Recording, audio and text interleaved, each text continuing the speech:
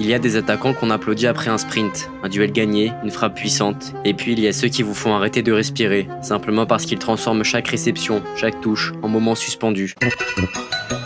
Dimitar Berbatov, c'était ce type de numéro 9. Pas le plus rapide, pas celui qui harcèle la défense, mais celui qui voit le jeu avant qu'il ne se crée, qui transforme un contrôle en but, un espace en chef-d'œuvre. Berbatov ne jouait pas au football, il le peignait. Son pinceau, c'était son pied droit, et sa toile, le silence avant la frappe. Là où d'autres voyaient la vitesse, lui voyait le temps. Il ne courait pas, il glissait. Son corps semblait flotter entre les défenseurs, sans jamais forcer, sans jamais s'agiter. Il contrôlait le ballon comme on dompte une flamme. Le public croyait qu'il jouait lentement, en réalité il voyait plus vite. Un pas, un regard, un contrôle, et tout le monde était déjà éliminé. Dans sa lenteur, il avait une forme de supériorité.